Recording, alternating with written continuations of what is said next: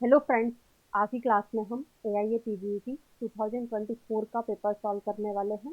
Total number of question 120 है, जिसको हम 4 पार्ट में सॉल्व करेंगे। हर एक पार्ट में मैं आपको 30 क्वेश्चन पढ़ाने वाली हूँ।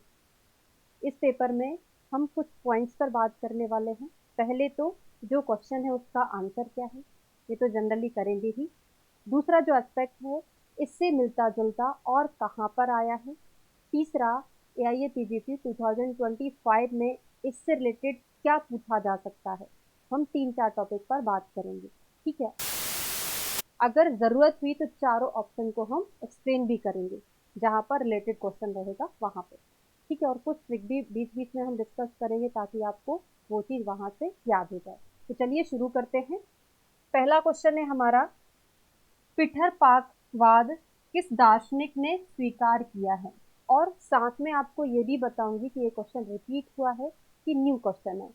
तो पिठरपाक प्रीवियस ईयर के क्वेश्चन पेपर में आप जाके देखेंगे तो कई बार पूछा गया है ना। तो हमने एक कोड बनाया था, न्यायपीठ। न्यायपीठ होते हैं ना, जहाँ पर न्याय करते हैं, उसको हम न्यायपीठ बोलते हैं, ठीक है। तो न्याय से हो जाएगा न्याय दर्शन, पीठ से हो जाएगा पिठरपाक। तो पीठ लिखा है यहाँ पे, तो न्याय दर्शन ने पिठरपाक का वर्णन किया है। अभी मैंने आपको बताया था कि साथ में ये भी बताऊंगी इससे मिलता जुलता और कहाँ आता है। वैशेषिक दर्शन की आप बात करेंगे तो यहाँ इस पाक का वर्णन किया है, पीलू पाक और पिठर पाक। एक हमने कोड कर लिया था न्यायपीठ से, तो हमको याद रह जाता है कि न्याय दर्शन ने पिठर पाक का वर्णन किया है। लिख लीजिएगा, ये रिपीटेड क्वेश्चन है, ठीक है। दूसरा क्वेश्चन है, सूची फर्स्ट को सेकंड से मैच करना था।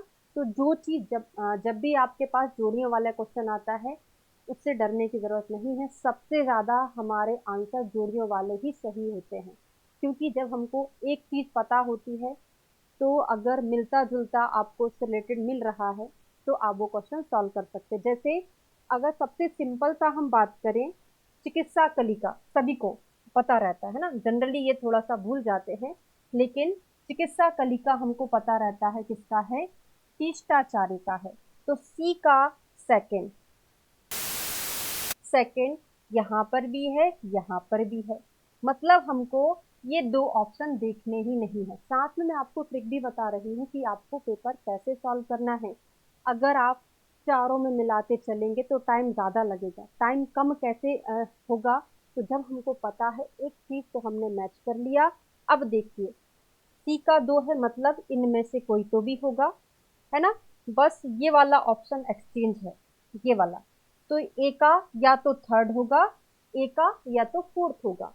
तो ए का थर्ड होगा या ए का क्या होगा, फोर्थ होगा। तो अब ये तो मुझे पता था, वैसे अगर आपको भी याद होना चाहिए, है ना। तो मनोरम खंडन, खंडन खंड मंड कौन करता है, हर एक चीज को तोड़ कौन देता है, सुदर्शन चक्र तोड़ देता है। तो चक्रपाणी, खंडन चक्रपाणी। अब आपको याद हो गया, है ना, खंडन क्या है, चक्रपाणी। तो बी का क्या हो जाएगा, शब्द कल्प। शब्द किसके, राधा के, और वाचस्पति किसका है, तारानाथ का है। तो जब भी आपके पास जोड़ियों वाले क्वेश्चन आते हैं, जो आपको पता है वहां पे मैच करिए, फिर देखिए कि कौन से ऑप्शन चेंज है, उसमें आपको दिमाग लगाना पड़ेगा। मतलब आपको दो चीजें तो पता होना चाहिए, तभी आप इसको आसानी से सॉल्व कर सकते हैं, ठीक है। चलिए अगले क्वेश्चन पर बात करते हैं। दोषाणाम प्रशमनम में कौन सा समास है। तो इस पेपर में संस्कृत के जितने भी क्वेश्चन आए हैं सब आपसे बनने वाले हैं, जो मैंने आपको क्लास में पढ़ाया था। और महाकषाय के 3 क्वेश्चन इसमें आए हैं। अभी अभी हमारा रिसेंटली जो न्यू बैच स्टार्ट हुआ है, उसमें महाकषाय ही कल हमने कंप्लीट कराया है। उसमें आपको तीनों के तीनों क्वेश्चन बन जाएंगे, ठीक है ना। तो दोषाणाम प्रशमनम, पहले तो आपको ऑप्शन देखना है कि तत्पुरुष तत्पुरुष ही है, मतलब हमको यहाँ पे दूसरे डायरेक्शन में अपना दिमाग ले जाने की जरूरत नहीं है कि कर्म धारा है, दुगु है, द्वंद है, ठीक। केवल तत्पुरुष में क्या करना है, दिमाग चलाना है। तो पंचमी, द्वितीय, तृतीय, षष्ठी आपको पता होना चाहिए दोषाणाम में कौन सी विभक्ति है। तो हम पढ़ते हैं जब राम की विभक्ति, आपको मैंने बोला था राम की विभक्ति याद करना है और एक लता की, ठीक है। तो रामाणाम, रामयो, रामाणाम करके कुछ आता है ना, तो वो कौन सी विभक्ति होती है? सप्तमी विभक्ति, सॉरी षष्ठी विभक्ति होती है ना। तो षष्ठी तत्पुरुष होता है। दोषाणाम, रामाणाम, रामाणाम षष्ठी विभक्ति में आता है। ठीक है, अगले क्वेश्चन पर बात करेंगे।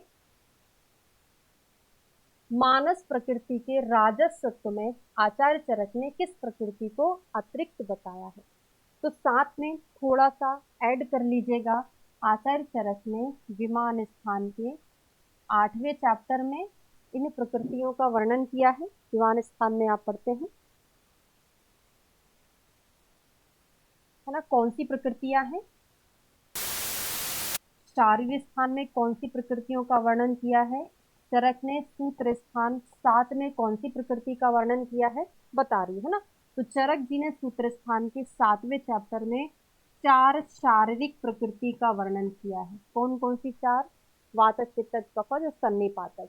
फिर आते हैं शारीर स्थान के 4थे चैप्टर में, इन्होंने वहां पे 16 मानस प्रकृति का वर्णन किया है। जो क्वेश्चन आया है ना मानस प्रकृति, ये कहाँ पे किया है? आचार्य चरक ने शारीर स्थान के 4थे चैप्टर में। 4 के 16 करके याद कर लीजिएगा। और विमान स्थान के 8वें चैप्टर में 7 प्रकार की शारीरिक प्रकृति का वर्णन किया है। 7 प्रकार की शारीरिक कौन सी हो जाती है?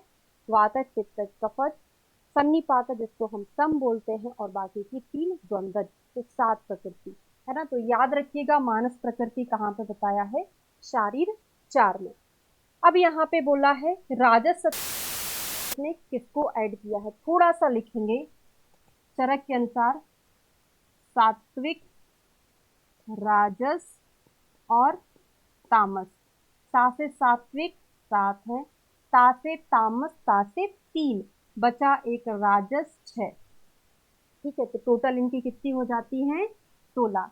काश्यप ने शुरुआत के 2 में एक एक ऐड कर दिया है ना। सात्विक में एक ऐड कर दिया है और राजस में एक ऐड कर दिया है। सात्विक में प्रजापत्य को ऐड किया है, प्रजापत्य, और राजस में याक्ष सत्व, याक्ष सत्व को ऐड किया है। तो टोटल इनकी कितनी हो जाती है काश्यप की? 18। ये क्वेश्चन प्रीवियस ईयर में पूछा गया है। हमसे राजस का पूछा था तो आंसर हमारा याक्ष सत्व आएगा। सात्विक का पूछा जाता तो आंसर क्या आ जाता? प्रजापति, जो कि ऑप्शन में ही नहीं है। ठीक है, अगले क्वेश्चन पर चलते हैं। पहले मैंने आपको यूपीएससी 2024 का पेपर सॉल्व कराया था, मतलब एआईए पीजीटी 2024 होने के बाद यूपीएससी हुआ था। तो जो एआईए पीजीटी में क्वेश्चन आया था उसी को मॉडिफाई करके यूपीएससी में दे दिया। ये वाला क्वेश्चन यूपीएससी में भी आया था, थोड़ा सा उसको मॉडिफाई किया है ना। अब यहाँ पे हमसे पूछा जा रहा है निम्न में से कौन सा सही है या गलत है, तो हमको पता होना चाहिए।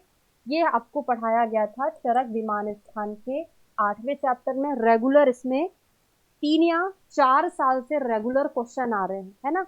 2023 के पेपर में भी आया, 2022 के पेपर में, 24 के पेपर में, यूपीएससी 2024 के पेपर में भी यहाँ से क्वेश्चन आया पूरे गद्य से। ठीक है, मंद बिज्जल अच्छ द्रव गुण कफ प्रकृति निर्माण में सहायक होता है। इसमें लिखा है ये सारे जो होते हैं कफ को नहीं, किसको बनाते हैं? पित्त को बनाते हैं। इसका द्रव गुण किसका होता है? पित्त का होता है। श्लक्ष्ण, मृदु एवं तीक्ष्ण गुण पित्त प्रकृति के निर्माण में सहायक होता है ना। अच्छा, हमको क्या करना है? सही उत्तर का चयन करना है। ठीक है, तो ये जो श्लक्ष्ण, मृदु और तीक्ष्ण गुण होता है पित्त प्रकृति के निर्माण में सहायक नहीं होता। ये किसके निर्माण में सहायक होता है? कफ के निर्माण में। लेकिन आप बोलोगे मैडम तीक्ष्ण भी दिया है, तो श्लक्ष्ण और मृदु कफ के निर्माण में, तीक्ष्ण जो है पित्त के निर्माण में। तो यहाँ पे ओनली पित्त लिखा हुआ है, तो ये भी क्या है? ऑप्शन गलत है। ठीक है, लघु, बहु एवं विशद गुण वात प्रकृति के निर्माण में सहायक होता है। बिल्कुल सही है, लघु, बहु, विशद वात प्रकृति के निर्माण में सहायक होता है। फिर आता है कफ प्रकृति पुरुष अति शीत को सहन नहीं कर सकते, ये गलत है। वात प्रकृति का जो है अति शीत को सहन नहीं कर सकता है। पित्त प्रकृति मूत्र पुरुष अधिक त्याग करते हैं, तो बिल्कुल सही है। तो सी और ई एकदम सही आंसर है। इस प्रकार के क्वेश्चन कब सही होते हैं? जब आपको गद्य बहुत ध्यान से पढ़ाया जाता है ना। आपको ये गुण पता होना चाहिए, इसलिए आपको क्लास में बोला जाता है कि वात पित्त कफ के गुण का श्लोक याद होना चाहिए और उनके कर्म का श्लोक याद होना चाहिए, तभी आप इस क्वेश्चन को सॉल्व कर सकते हैं। ठीक है, आपको पता है लक्ष्य मर्दी से पित्त बढ़ ही नहीं सकता, कफ बढ़ेगा, है ना। ये अच्छ जो है, द्रव जो है, इससे पित्त बढ़ता है, कफ नहीं बढ़ता है ना। और ये जो अति शीत है, ये हमको कंफ्यूज कर सकता है वात और कफ से, लेकिन इसका आंसर वात सही रहेगा। बाकी पित्त प्रकृति में तो ये आपको मिलता ही है। थोड़ा सा टाइम जरूर लगेगा पेपर सॉल्व करने में, लेकिन मेरा मेन उद्देश्य क्या है, आप 2025 के पेपर की तैयारी अच्छे से करें, है ना। उस हिसाब से मैं आपको एक्सप्लेन करके पढ़ाऊंगी। बहुत सिंपल सा क्वेश्चन है। ये क्वेश्चन भी रिपीट हुआ है, लेकिन कैसे रिपीट हुआ है? पहले वन लाइन में पूछा जाता था, अभी जोड़ियों के फॉर्म में दे दिया, है ना। तो ये भी रिपीट क्वेश्चन है। मधुर रस के अति सेवन से क्या होता है? आप सभी को पता है, कफ बढ़ेगा, कफ बढ़ेगा तो संन्यास गंडमाला अर्बुद हो जाएगा। कटु रस का अधिक सेवन करेंगे तो क्या होगा? बताया गया था आपको, कटु मतलब मिर्ची, मिर्ची खाने से शुक्र के एकदम अपोजिट होती, तो शुक्र का क्षय हो जाता है। शुक्र का क्षय, बल का क्षय, कटिवम पृष्ठ में यथा। तिक्त रस क्या होता है? सर्व धातु शोषक रस होता है, मतलब धातु को सुखाएगा, तो वात रोग उत्पन्न करेगा और धातु क्षय करेगा। अम्ल रस कैसा होता है? बहुत ज्यादा खट्टा खाने से पित्त बढ़ जाएगा, पित्त बढ़ जाएगा तो ईचिंग कराएगा, स्किन की प्रॉब्लम कराएगा, तो कंडू, पांडु एवं विसर्प होता है। तो क्वेश्चन नंबर कौन सा था हमारा इसका? हाँ, छठवां क्वेश्चन था। इसका सही आंसर है सेकंड नंबर का, मैच कर लीजिएगा, है ना, सेकंड नंबर का है। अगले क्वेश्चन पर आते हैं। सुश्रुत के अनुसार सातवां क्वेश्चन है, क्षेत्र ज्ञानम अधिष्ठानम किसका, किसके लिए कहा है? मन के लिए, बुद्धि के लिए, अव्यक्त के लिए, व्यक्त के लिए। तो देखिए, अव्यक्त मतलब क्या होता है? आत्मा। आत्मा को ही अव्यक्त भी बोला जाता है, पर्याय होता है इसका। हमने आपको दो चीजें पढ़ाई थी, क्षेत्रज्ञ, क्षेत्रज्ञ, ज्ञा मतलब ज्ञानी, जानने वाला कौन होता है? आत्मा होता है ना। और क्षेत्र किसके लिए बोला है?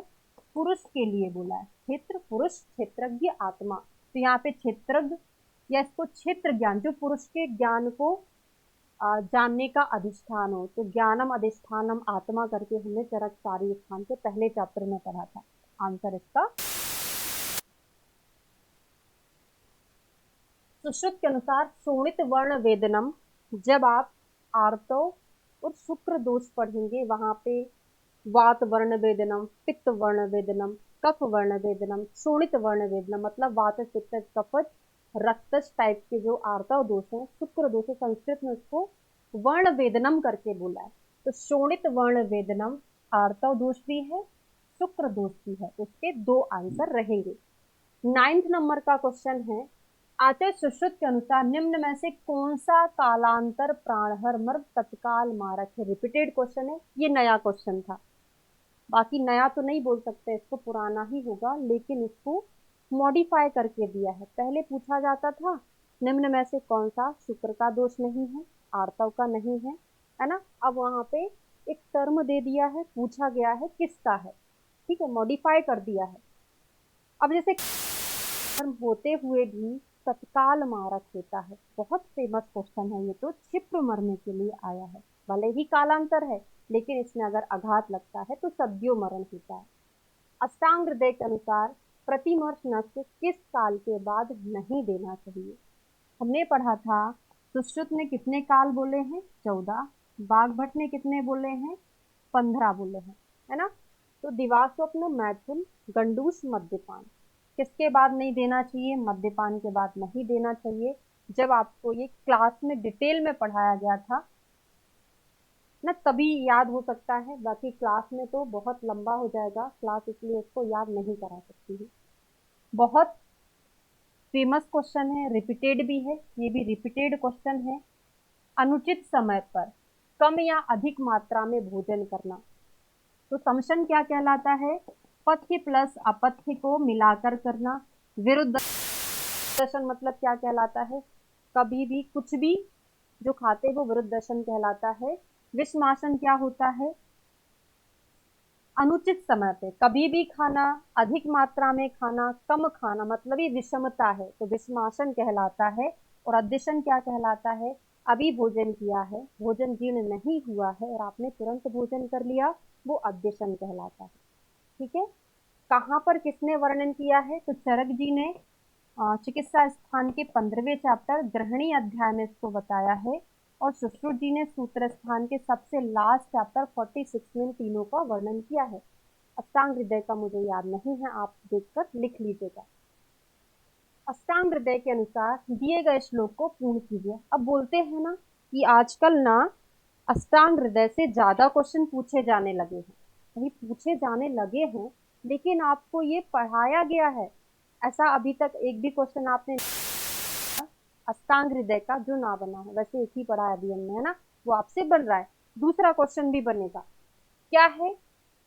आरोग्यता। हमने पढ़ा था रोगस्तु दोष वैषम्यम, दोष साम्यम आरोग्यता। चरक का क्या था? चरक सूत्र स्थान 9th नंबर के चैप्टर खुड्डा चतुष्पाद का क्या था? विकारो धातु वैषम्यम साम्यम प्रकृति रुच्यते, ऐसे करके सुख संगीतम आरोग्यम विकारो दुखम एवच, है ना। ऐसे इनका रोगस्तु दोष वैषम्यम, दोष साम्यम आरोग्यता, दोष की साम्यता हो जाएगी तो आरोग्यता मिलेगी, है ना। तो आपको सेकंड नंबर का इसमें फिल करना है। ठीक है, चलिए अगले क्वेश्चन पर चलते हैं। रेड मैन सिंड्रोम निम्न में से किस एंटीबायोटिक के शीघ्र अंतःशिरागत इंजेक्शन, है ना, आईवी इंजेक्शन देने से संबंधित है? क्लिंडामाइसिन, पेप्रामाइसिन और लिनेजोलिड, है ना। तो इसका आंसर है बैंकोमाइसिन। मॉडर्न का क्वेश्चन है, कभी रिपीट नहीं हुआ है, पहली बार आया है, यही से आपको याद करना है। नेक्स्ट क्वेश्चन पर चलेंगे। ये क्वेश्चन रिपीट हुआ है, लेकिन कैसा रिपीट हुआ है? मॉडिफाई कर दिया है। पहले आपसे क्वेश्चन पूछा जाता था टूथ ब्रश ट्री क्या है? पीलू है ना। बोला गया था पीले पीले दांत को ब्रश करके अच्छे कर लो। टूथ ब्रश कब करेंगे? पीले दांत होंगे तो पीलू। आपको पीलू का फैमिली, अब यहाँ पे उन्होंने फैमिली पूछ लिया तो गड़बड़ होगी ना। तो वही है, एग्जाम को टफ बनाने के लिए वो क्या कर रहे हैं, क्वेश्चन को मॉडिफाई करते जा रहे हैं। ठीक है, तो टूथ ब्रश पीलू किसका है? साल्वे डोरेसी फैमिली का है, तो बी का फोर्थ है। ये का बिल्कुल भी काम नहीं करने वाला है। क्यों? क्योंकि बी के 3 हैं, हम कहाँ कहाँ से मैच करेंगे। ठीक है, फिर आता है इंडियन जलप। इंडियन जलप बोलते हैं, अब नहीं पता किसको बोलते हैं, है ना। कन्वॉल्वुलेसी फैमिली का है, कन्वॉल्वुलेसी फैमिली का है। टूथब्रश हमने देख लिया, इंडियन ओलियंडर एपोसाइनेसी फैमिली में आता है। और नेक्स्ट है सिलोन ओक, जो कि सपेंडेसी फैमिली में आता है।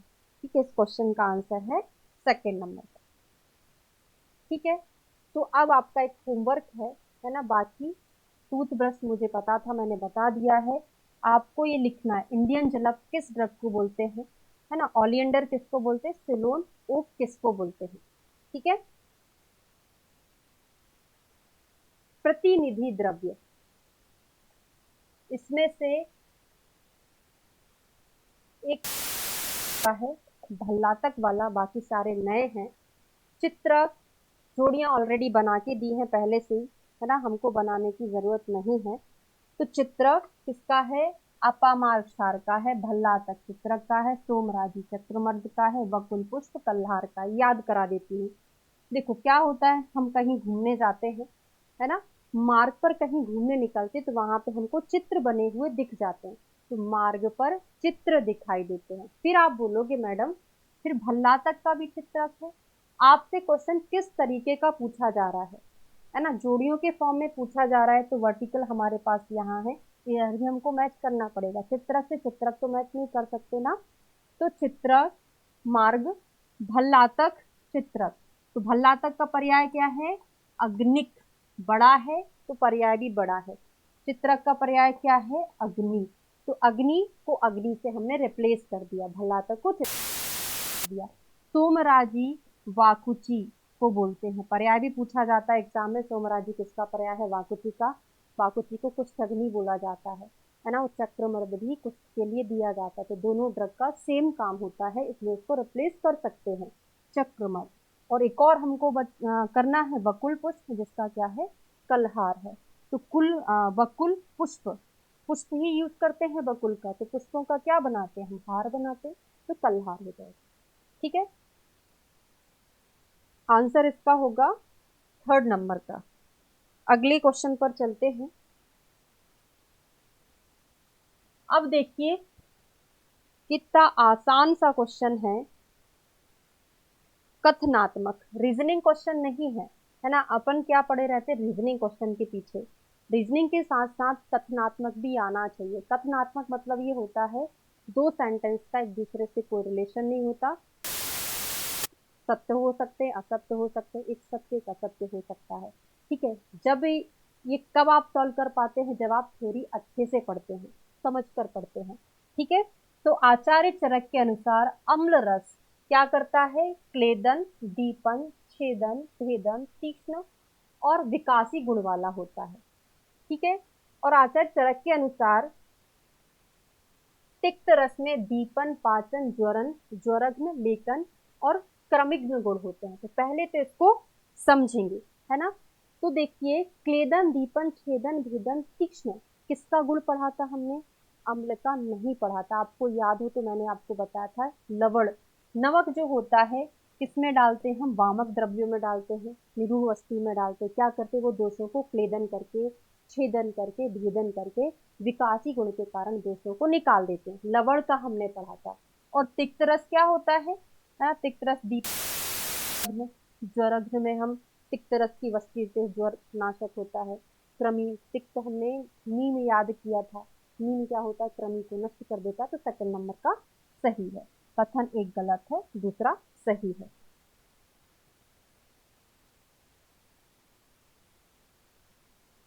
अब कौन सा कथन सत्य है? 80 नंबर का शायद, और 17 नंबर का ड्रॉप आउट हो गया था क्वेश्चन, है ना। अगला क्वेश्चन पढ़ेंगे, 80 नंबर का, ये ड्रॉप हो गया था। आचार्य चरक के अनुसार शीरीष बीज निम्नलिखित में से किस कर्म के लिए उल्लेखित है? रिपीटेड क्वेश्चन है। शीरीष बीज किसके लिए पढ़ते हैं हम? शिरोविरेचन के लिए पढ़ते हैं। रिपीटेड क्वेश्चन है, पहले अलग अलग भी पूछा जाता, सेम ऐसे ही का ऐसा यूपीएससी में पूछा गया है। 2024 या ये पीजीटी पहले हो गया था, फिर यूपीएससी हुआ, तो ये क्वेश्चन उसने कर दिया था। पूरा कोड से हमने याद किया था। सुर मतलब देवता, क्या चढ़ता है उनको? नीम चढ़ता है। सीखता, सीख जाओ, क्या सीख जाओ? चित्र बनाना सीख जाओ। उदक मतलब पानी, पानी में क्या होती? परियां। पारिजात कसाय पढ़ा था। इक्षु, इक्षु में है ना। बैजंती बालिका, बालिका की कोई इच्छा होती होगी, है ना, पढ़ाई लिखाई करने की, तो ऐसे करके हमने कोड बनाया था। तो इसका आंसर है आपका 3rd नंबर का, 3rd नंबर का सही है। अगले क्वेश्चन पर आएंगे। अब देखिए महाकसा है, अभी अभी मैंने आपको कल की क्लास में ही पढ़ाया था, पूरा बनेगा, है ना। हमसे एक सिंगल ड्रग नहीं पूछा गया है, जोड़ियों के फॉर्म में पूछा गया है, तो इससे ज्यादा इजी क्वेश्चन कोई हो ही नहीं सकता। वसुक, कुशकास, कुशकास, नल दर्व, कांडिक्षु, जो तृण पंचमूल ने दो चीजों में पढ़े थे, एक स्तन्य जनन महाकषाय, दूसरा मूत्र विरेचनी महाकषाय। फिर हमने आपको बताया था 3 स्पेशल निर्यास, बताया था कि नहीं? शल्यकी, शालमली और श्रीवेष्टक, है ना। इनके जो निर्यास होते हैं कहाँ था वो? पुरीश विरंजनी में था। फिर आपको बताए थे कि अगर किसी को वेदना हो रही है, हाथ पैर दर्द हो रहे हैं ना, वो नेक्स्ट है ना, द्राक्षा पीलू परुषक, हमने याद किया था कि सभी मनुष्य पीते हैं, पीला मीठा त्रिफला फॉर पढ़ाई। मीठा से द्राक्षा, पीला से पीलू था, है ना। द्राक्षा पीलू परुषक जो रग्न में है। और वेदना, एक ही चीज हमारा बचा, तुम्बु बज्जुल एलवालुक, नहीं भी पता, अब एक ही तो बचा है, तो ऑप्शन क्या हो जाएगा? वेदना स्थापन हो जाएगा। तो ये वाला क्वेश्चन हम आराम से सॉल्व कर सकते हैं, सेकेंड नंबर का इसमें सही है। ठीक है, अगले क्वेश्चन पर चलते हैं। 21 नंबर का क्वेश्चन है, सूची फर्स्ट को सेकंड से मैच करना है। रिपीटेड क्वेश्चन है, पहले सिंगल में पूछा जाता था, अलग अलग पूछा जाता था, अब इकट्ठा पूछ लिया है। वक्त नाप का बॉटनिकल नेम क्या है? एकोनाइटम फेरॉक्स। तो क्या होगा इसका निर्यास? एकोनिटिन होगा। पीत करवी थिवेटिया बोलते हैं, तो क्या होगा? थिवेटिन होगा। गुंजा एब्रस पिक्टोरियस, तो क्या होगा? एब्रीन हो जाएगा। अहीफिन मॉर्फिन बोलते हैं, तो मॉर्फिन हो जाएगा। बहुत आसान सा सवाल था, आंसर हमारा सेकेंड नंबर का होगा। ठीक है, चलिए अगले क्वेश्चन पर चलते हैं। अब ये मॉडर्न के क्वेश्चन हैं थोड़े से, इसको इंग्लिश में ही पढ़ लेते हैं। Adipocere changes is the modified condition of decomposition, है ना। अगर डेड बॉडी में कोई कंपोजिशन डिस्टर्ब हो रही है तो क्या होगा? एडिपोजस चेंजेस हमको देखने को मिलते हैं। सही है बिल्कुल भी, है ना। There is hydrolysis and hydrogenesis of fatty acid in the presence of water. Water की प्रेजेंस में ही होता है हाइड्रोलाइसिस और हाइड्रोजेनेसिस जनरेशन। ठीक है, इन एडिपोजर चेंजेस। ठीक है, तो आंसर इसका क्या है? Both statement first and second true, दोनों के दोनों सत्य है। ये कहाँ से क्वेश्चन पूछा गया है? ये आपका व्यवहार आयुर्वेद से पूछा गया है। ठीक है, नेक्स्ट क्वेश्चन पर चलते हैं। 23 नंबर का है,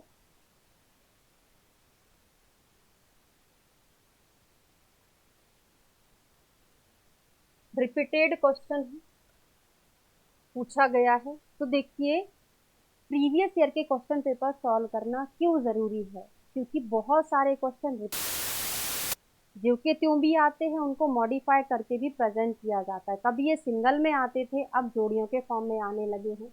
तो नियमन, नियमन मतलब कंट्रोल हम क्यों करते हैं? बच्चे बहुत ज्यादा चपल होते हैं ना, तो उनको कंट्रोल करने लगते हैं।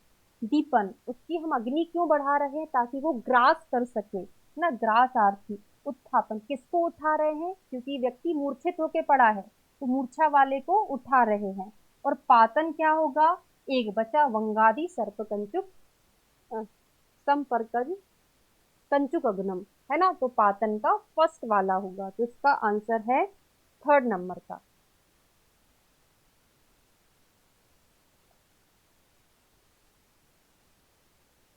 आसो अरिष्ट निर्माण में रिपीटेड क्वेश्चन है। अभी तक काउंट करिएगा, 30 पढ़ा रही हूँ आज की क्लास में, 30 में से कितने रिपीट हुए हैं क्वेश्चन। ठीक है, तो आसो अरिष्ट जब हम निर्माण करते गुण मात्रा, तो गुण कितना है? तुला, अर्ध तुला मधु और प्रक्षेप 1/10, है ना। तुला गुणम करके आप पढ़ते ना, तुला मधु आधा तुला प्रक्षेप 1/10 होता है। तो आंसर इसका सेकेंड नंबर का सही है। ठीक है, निम्न में से कौन सा शब्द, ये न्यू क्वेश्चन है, मॉडर्न का है, टैबलेट पर रंग के असमान वितरण की व्याख्या करता है? तो कौन सा करता है? Lamination, tamping, mottling. आंसर इसका क्या है? मॉटलिंग है। 26 नंबर के क्वेश्चन पर चलते हैं। रिपीटेड क्वेश्चन है, क्रम पूछा गया है। तो स्वेदन, मर्दन, मूर्छन, उत्थापन, पातन 5वें नंबर पे है, तो ये तो होगा नहीं, है ना। चौथे नंबर पे दे दिया, है ना। इसमें भी हमको कंफ्यूजन हो सकता है। पातन 5वें पर, नियमन आ गया 6वें पे। 6वें क्या आता है? रोधन आता है, फिर नियमन आता है, फिर 8वें पे लास्ट में दीपन आता है, फिर उसके बाद चारणा, जारणा, रंजन और सारणा भी। फर्स्ट नंबर का ही सही आंसर है। ठीक है, चलिए अगले क्वेश्चन पर चलते हैं। 2-3 बार रिपीट हुआ है क्वेश्चन। बीएचयू का पेपर उठा के देखिएगा, स्टार्टिंग वाले 2002, 1-2 या 2000 या 3, 4-5 पेपर में 2 में ये रिपीट हुआ है ना, मुझे याद है। पुराने पेपर में सेम टू सेम यही क्वेश्चन है ना, ऐसा नहीं कि आप 2015 के बाद के ही पेपर सॉल्व करें। एवरेज चेंज थोड़ी ना हुआ है, 2000 से 2014 तक कुछ और था, अभी कुछ है। पैटर्न चेंज हुआ है, क्वेश्चन चेंज नहीं हुए हैं, है ना, थ्योरी वही है। तो आपको सारे सॉल्व करने में क्या जा रहा है, प्रैक्टिस ही होगी आपकी, है ना, तो करना है। शंखविष मतलब आर्सेनिक और सल्फर का अनुपात 49:24 रिपीट हुआ है। क्वेश्चन कमेंट करके बताना भी है कि आपको याद है कि नहीं, कि मुझे याद है कि रिपीट हुआ है ना, बताइएगा जरूर। 28 नंबर का क्वेश्चन है, ये रिपीट नहीं हुआ है लेकिन आपको क्लास में बहुत सुंदर सी ट्रिक बताई थी। पी के जाम मस्त रहो, है ना, पी के जाम मस्त रहो, मस्त बनो। पी मतलब प्रसन्ना, ये फर्स्ट हो गया। के जाम मस्त बनो पांचवा। तो आपका आंसर निकल के आएगा, मैच करेंगे यही वाला, है ना।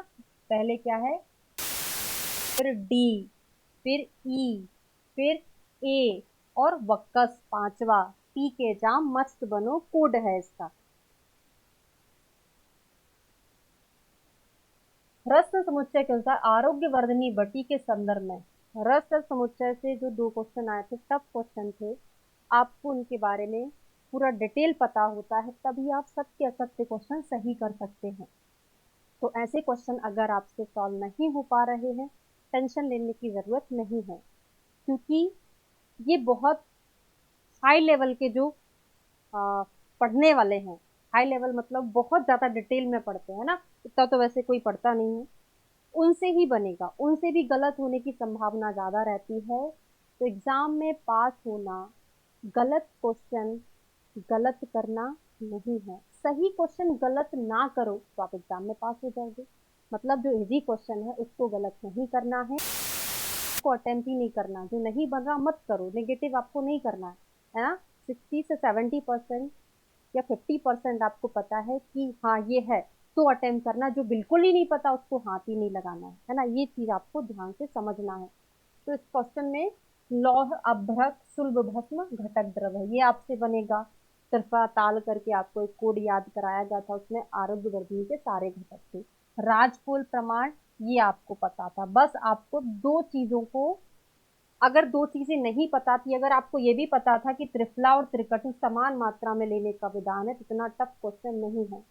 अगर नहीं भी पता है ना, तो इसको हाथ नहीं लगाना है। इसका सही आंसर है नागार्जुन योगी ने इस वटी का आविष्कार किया, जो कि असत्य है। ठीक है, सॉरी, ये नहीं है, त्रिफला त्रिकटु समान मात्रा में लेने का विधान, ये गलत है, ये तो सही है। नागार्जुन योगी ने इस वटी का आविष्कार, ये सही कथन है, थर्ड नंबर का गलत है। ठीक है, नेक्स्ट एंड लास्ट क्वेश्चन है इस वीडियो का, 30 नंबर का। सिहनाद गुग्गुल, फिर वैसे ही का वैसा क्वेश्चन आ गया। गंधक एक घटक द्रव्य है, बिल्कुल सही। चित्र तेल में पाक करने का विधान है लोह पात्र में, इसे भृगु रसायन कहते हैं, है ना, ये इसमें कंफ्यूजन हो गया था मुझे, है ना, इसे भृगु रसायन नहीं कहते, बाकी का सारा सही है ना। आमवात में देते हैं, सिहनाद किस में देते हैं हम, आमवात में देते हैं। गंधक रहता है, चित्र तेल में पाक करते, लोह पात्र में पाक का निर्दिष्ट है, भृगु रसायन इसे नहीं कहते। तो आज ही क्लास में हमने 2024 में जो पेपर हुआ था AIA PGET का, एक पार्ट सॉल्व कर लिया है, जिसमें मैंने आपको रिपीटेड क्वेश्चन भी बताए हैं, जो समानार्थी है कि ऐसा कहीं और भी मिलता है वो भी बताया है, जहाँ पर जरूरत है, जैसे कि में कहाँ कहाँ पे वर्णन है, किसने क्या ऐड किया है, तो एक्स्ट्रा चीजें भी लिखा दिए हैं। तो जब भी आप कोई भी पेपर सॉल्व करते हैं, आपको इसी तरह से तैयारी करना है। पेपर सॉल्व करने का मतलब ये बिल्कुल भी नहीं है कि आपने टाइमर लगाया, वो जरूरत है लेकिन वो बाद की बात है ना, जब आपको लास्ट 5-6 दिन बचे होते तब वो प्रैक्टिस करना है। अभी आपको याद करने के पर्पज से पढ़ाई करना है ना, कि फटाफट लगा दिए, लास्ट में काउंट कर लिया, है ना, 120 में से मेरे 80 क्वेश्चन सही है, बस बाद में मैच ही नहीं किया कि कौन सा सही किया कौन सा गलत किया, है ना। सही मेथड सॉल्व करने का, साथ साथ सॉल्व करते चलो, साथ में आंसर देखते चलो, क्योंकि हमारे दिमाग की कैपेसिटी होती है, हम जो पेपर में पहली बार टिक करते हैं हमको वो हमेशा वही याद रहता है, चाहे हमने गलत ही क्यों ना किया हो।